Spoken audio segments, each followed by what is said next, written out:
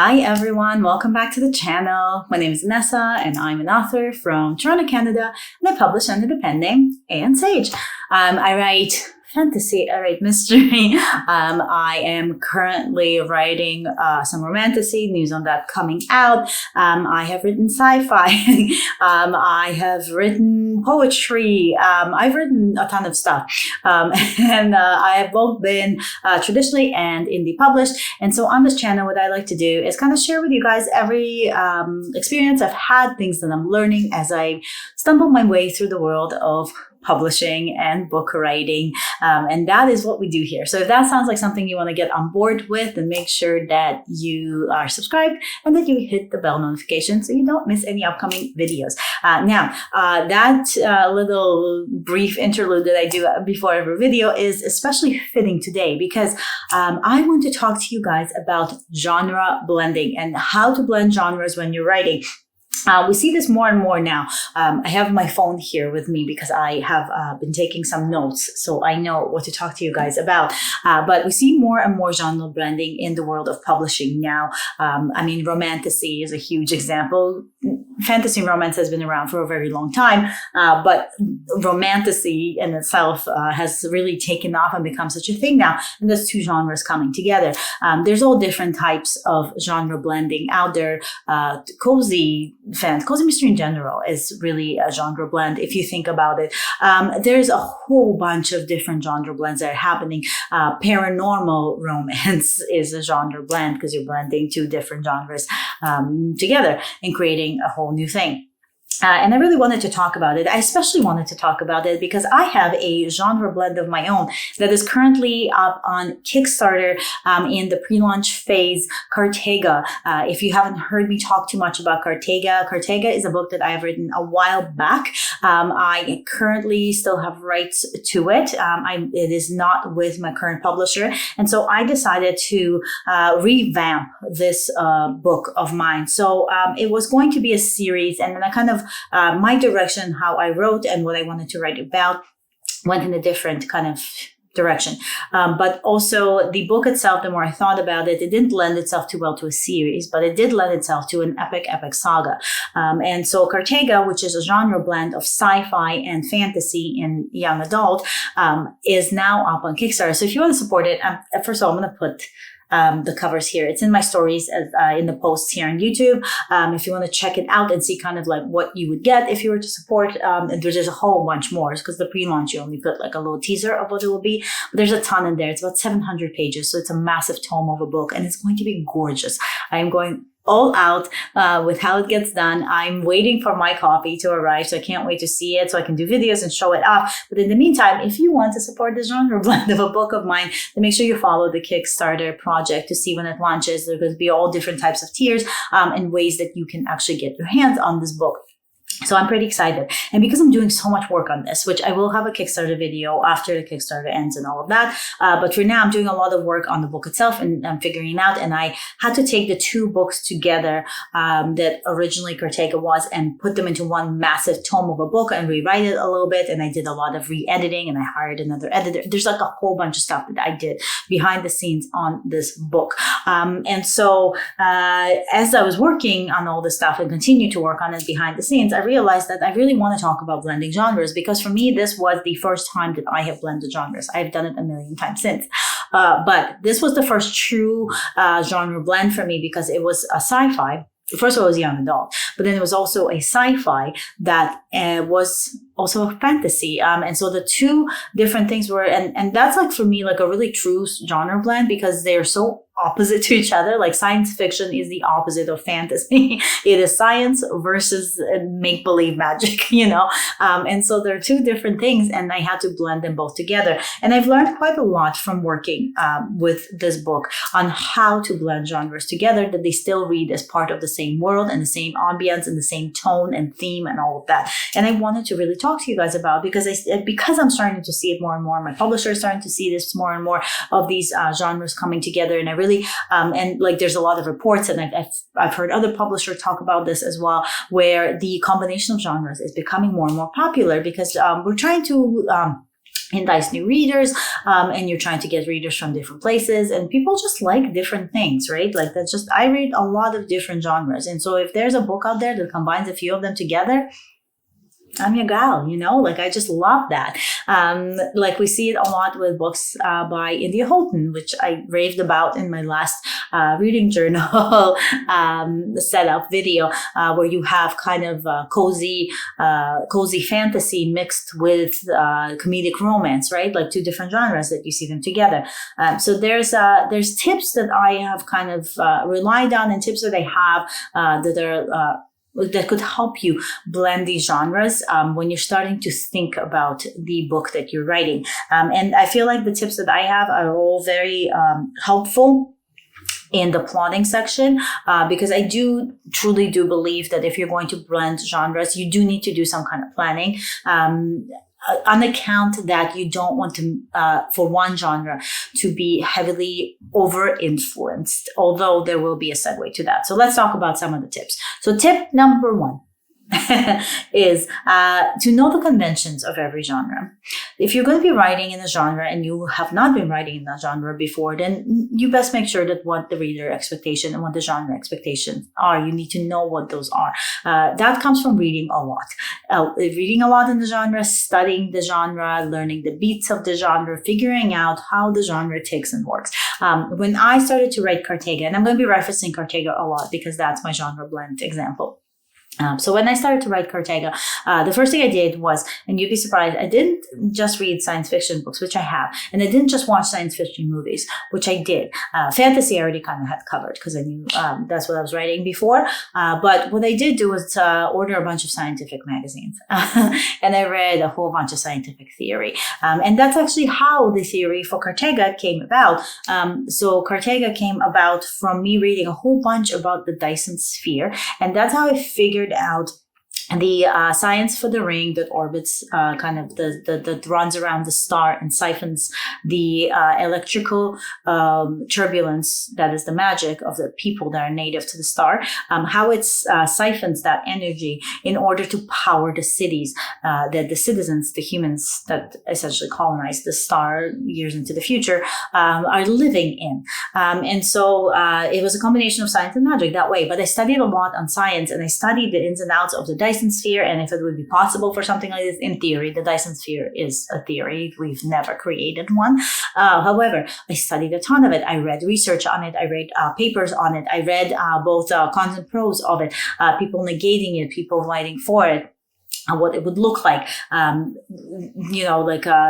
sketches that people have made of what it might look like, how the energy field would actually work when it's inside the sphere, like all of the stuff. So I studied the science behind it. And then when I understood the science behind it, I went ahead and I studied the conventions of the sci-fi genre in writing. So what do people usually expect in sci-fi? What do people usually expect in fantasy? Those were the two things that I was looking at. And I had a table of genre expectations, one next to the other, just so I can kind of have a bird's eye view of what is going to be expected from me when I write the book. So know your genre conventions, know the expectations. If there are beats that genres follow in the way that they plot their books and figure it out, know those too. Those are very, very helpful.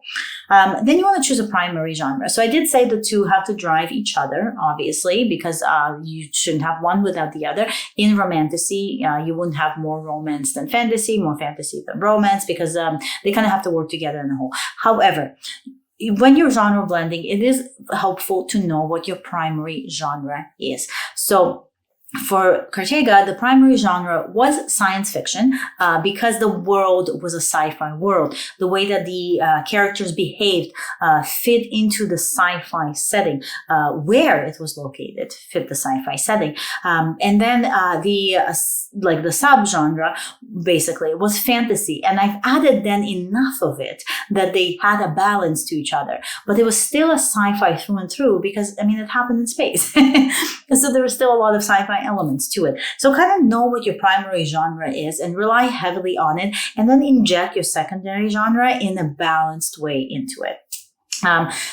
The one thing that you kind of want to do, and this is where that table of genre conventions really helps, and the table of having the two beats side by side really helps, is you want to find where your two genres that you're choosing, or three. I mean, three could be a bit overkill, but I guess if you add romance, then it's like a lot, right? Like I would do a B plot as a third genre. But when you have your two genres, you want to find the natural points of overlap between the two, whether it's in the way your character arc forms, whether in the way that your beats are formed, whether it's in the way of how the world is built. Somewhere there is an overlap between the two. So when I was looking at science fiction, I was specifically looking at like space opera, and then I was looking at epic, like at fantasy. And the natural points of overlap where the stakes were always very, very high between the two. And so when I realized that both genres have very high stakes, I really dug my heels into it. Cartaga is a big stake type of book. The plot really depends on very big decisions for the characters to make, life or death decisions, continuous life or death, continuous sacrifice. There is revolution, rebellion, what it means to come out of suppression, what it means to fight back for a voice when the world wants to shut you down. These are all big picture, big stake things. And usually in sci-fi and in fantasy, you have these things, especially in epic fantasy. And so I found that like natural point of overlap, which for me was high stakes. And then I really kind of went to town with it. And I made sure that every single chapter and the entire theme of the book had some sort of big stake moment or related back to these big stakes of the story. The next thing you want to do is you want to use this genre to basically like elevate the conflict of the book. So what do I mean by that? So for example, if you have something like a romance, so a romance as a genre, the conflict of a romance is an emotional conflict, right? And the conflict of, like a fantasy, for example, is a very plot-driven conflict. And so if you are combining, like if you are writing a fantasy romance, then you are going to have a book that has both a plot-driven conflict and an emotional driven conflict. And so you could elevate both of those conflicts by heavily relying on one genre over another, depending on where you are in the story, which is really, really interesting to do. And it also gives you different ways to play with your characters and with the plot when you're looking at it. So in Cartaga, for example, so it's a science fantasy, right? And so I could work on the conflict of both of those. So for me, that main conflict came on the juxtaposition between one and the other. So fantasy is always very like high stakes, like I mentioned, but they're also very plot driven. Whereas science fiction, from my experience and things that I've read and watched and all of that, it's very detail oriented. It's very detail driven. And so when I worked on the plot of my the fantasy part, the plot of it, how the magic worked in this world, how it worked with the science, I made sure that that plot was as detailed as possible, which is where all the research came in. I made sure that the world was, even though it relied on magic, that I painted this world and I provided the details of how like the ring works and how the siphoning of the magic works and what the cities looked like and what the domes where the domers lived looked like. What the trees and the kind of foresty jungle area that surrounds the city and the domes felt like, looked like, smelled like, the people who lived there, like the descriptions. I made them so vivid and so specific that it made you almost believe that this electrical magic could happen, which lended to the science part. So really make sure that you use that genre to work within the conflict of it. And then the other ways that I used it is I made the science work against what the character wanted to do. So if Sid wanted to do something, I had to make sure that the science worked against her, but I also had to make sure that the plot-driven stakes and that magic part also worked against her. So kind of elevating that conflict there, which I think for me worked really, really well, especially in a young adult, because I could really work on big picture, big idea things and that. The next thing you kind of want to look at is you want to set your reader expectations very clear to make sure they're very clear, and make sure that you set them very, very early. You don't want somebody thinking that they are reading a spy mystery only to find out that they're reading a romance, right? But if it's a spy mystery romance, you need to let them know that they're going to have both at the same part. So I kind of talked about this about one book recently. If you want to watch my reading journal, I'll post it somewhere, so you can go ahead and catch up on that. But there was a book that really caught me off guard, because the entire time I thought that I was reading a fantasy, more like a Victorian Gothic, almost kind of fantasy, like a darker fantasy about vampires. And it turned out it was just a heist book, really. And I had no idea it was going to be a heist book, because none of that was set up at the beginning. The entire it was all very character driven, but there was nothing in the beginning that, unless I really reread the blurb a lot. But if I was just to pick up the book, there was nothing to tell me that there was going to be some sort of heist. There was none of the elements of a heist novel at the first, the 45, 60% of the book, until it happened towards the end. And you're just like, oh, okay, so this was all building up to a heist. Thus, it's a heist novel, but I had no idea. Because the way that it was set up, it was not set up as a heist novel. It was set up more as a fantasy, where there was a relationship between the characters, and it was really focusing on these characters and the relationship and all of that. Nowhere did the heist part of it come in. And so it was a bit it caught me off guard, right? But had I known at the beginning that this was going to be less fantasy, because there's not that much world building. So if it was going to be less fantasy, more heist, or kind of the combination of the two, had I known that at the beginning, I wouldn't have judged the book so harshly, and maybe would have gotten into it a bit faster. So you want to make sure that your reader knows, right off the bat, that they're going to have science, for my example, Cartega, science and fantasy. The blurb, it's science fiction magic. The way I'm positioning, it's a young adult sci-fi fantasy. Everything, you can read it right away. Everything is there. When I describe the book, I don't say electrical powers. I say magic because I want the fantasy part to be there. But I also say spaceship, star. I use words that trigger the science fiction part of it, right? And then the other way that you want to set the reader expectations early is in the tone of how you're writing it. And so in my book, the way that I did it was, the first chapter is Sid. She's alone. She's on a spaceship. She's orbiting the star. And she's talking to her spaceship, so she knows she's alone. So obviously, spaceship, science fiction, I'm having her fix the ship. Something is getting messed up. So there's a lot of jargon, and sci-fi jargon is coming up. There's also a lot of world building in here, because she's using slang from the world of Cartega, or Neostar, as you know it at the beginning. And so there's a lot of that happening. So we've got the science fiction and all that. But once in a while, there's a mention of an unknown, a magic, a high stakes moment, a mystery that is fantastical. And that is mentioned kind of on the back end throughout, which sets the reader in the direction that they're going to see both. You also want to make sure that you're strategic with your tropes, right? So every genre has a trope that they rely on, or a list of tropes that they rely on. So be strategic of that. Don't throw everything into the pot and stir it. Make sure your tropes work really, really well together, so that you're not randomly just putting things into one mix, right? So if you have say you're writing a spy romance, let's go for that, for example. A lot of the tropes for spy novels are the singular character, right? They're a singular character. They're usually very static. They do not change. Romance, however, requires a lot of change from their characters, and their characters often depend on other characters to help them reach that change. And so those two tropes don't really work well together, right? Because if you have a static character that's never going to change, and then you have characters that do require a lot of change for the plot and the story to move forward, they kind of cancel each other out. So pick one or the other. Obviously, you want to maybe lean in heavy on the romance here and go with the characters that require more change, and then throw the tropes of the spy novel in with these characters that now are let's say two spies have to work together against their will. They don't like each other. They're rivals in a field, and they're both competing for something together as part, they have to work together on a team, So I'm just randomly throwing stuff at the camera here, but pick tropes that do work well together from each and every single genre, and be very clever about where you use those tropes, right? because you want to make sure that no genre is winning over the other.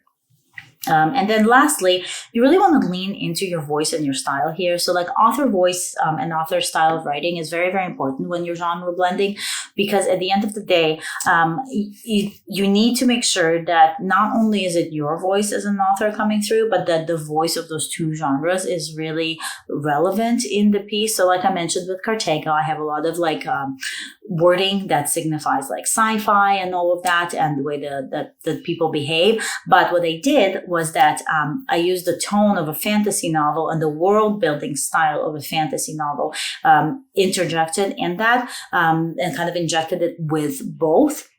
That way, I had the voice and tone of both genres kind of together in there.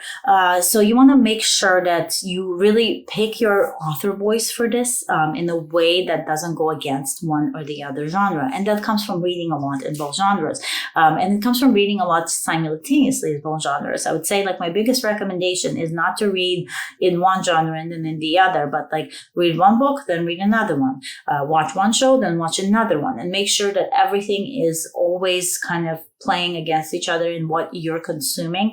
That way you can get a better idea of what the tone is for both, and your brain will slowly start to meld the two together until it becomes like this voice of the novel that you are seeing. The romantasy that I am currently, I can't say a bit too much because it's not being announced yet. It's going to be, hopefully it will have like a bigger like publishers marketplace announcement soon, and then we can talk about it a bit more. But it's definitely a genre blend. I kind of talked about it a little bit already, but it's a gothic romantasy with a mystery core. And so it's got like a ton of it going on as far as like the different genres goes. And so I really had to lean heavy into a historical tone of writing for that gothic feel of it. Like I pitched the place where it happens, the city where the first book takes place, as a Victorian Gotham. And so I had to really like lean heavily into that historical kind of verbiage, and how the language is like the line editing was really important on this, and the language and descriptions of the places and all of that stuff. But then the fantasy part came from, again, the world building and the way that I build the world as larger than just this one city, which in Gothic settings tend to be really confined to one place, to a manor, to a castle, to like a small town, to a small area. It's always confined, right? Because you want the isolation of a Gothic feel. Gothic stories are often brooding, isolated, like singular on the character. It's all internal monologues and a lot of like self-reflection and all of that. And so the combination of that was for me to kind of use that like historical verbiage and all that stuff, but then insert a bigger world than just the manor and the place and the city where the story takes place, right? And kind of the juxtaposition of those two is what gave it the tone that it gave it. And then I threw mysteries in there, and that gave it another tone and another theme to work off of. So you want to always kind of work one against the other, but make sure it's almost like a teeter-totter, right? So you're on the one end, and when you see yourself kind of capsizing a little bit too much, and you're thinking, when was the last time that I mentioned, if I'm writing a romantasy, and they're fighting all these battles, like when was the last time I had an interaction between the two characters that was deeper and more romantic and more and defined their development as characters more? And if it's been a few chapters, then maybe it's time to bring that back in, right? Like give them a moment of peace where they can really fix each other and balance each other out and come together as a couple, right? So always think about that. And I think that's pretty much it. I think those are like kind of the main points that I would say are like very, very important for writing this type of mix of genres. It is really, really fun. I will say, when I wrote Cartega, I was super excited. And every single page, like every road, every idea that I had, even plotting the story was really, really exciting for me. I love mixing genres. The same goes for this gothic romantasy. I love the idea of throwing a bunch of stuff together and making it work as a whole, and kind of like redefining what that would look like. So if you haven't genre blended yet, I highly encourage you to try. As an exercise, you can do like a short little write-up for yourself and see how you feel about that. But I do really, really recommend it. And it is quite the trend out there right now. So it's really fun to try out what's working for people and what people are clearly looking for. So I think it's pretty much all I have for you guys for this week's video. If you are working on a genre blend, tell me in the comments what genre blend it is, what you're blending, how you're working on it. I would love to hear it. I'm so excited to hear what you got going on. Always, I want to hear about all your projects. And if you have not supported and followed the Kickstarter for Cartega yet, then yeah, there's a picture of it again. This gorgeous, beautiful, stunning special edition. Oh my God, I'm so excited. There's like art, there's so much happening. The stretch goals are just out of this world, no pun intended. But it's going to be really, really fun. So if you want to give it a follow for when the project comes out, which is going to be very soon, I'm aiming for July. Fingers crossed, nothing's wrong with the copies. I just want to make sure everything is perfect. And then finalizing some tier information just to get all of that right. But I'll keep you posted. It won't be a long wait, I promise. So go ahead and follow the project. And yeah, I think that's pretty much all I got this week. I will, as always, thank you so much for being here. You are awesome. I love putting out these videos for you. If you want to hear me talk about anything specific, then please let me know in the comments as well, because I want to make sure I'm putting out videos that you guys like and you want to hear about. And yeah, as always, I hope you stay magical, and I will see you next week for yet another author video. Bye!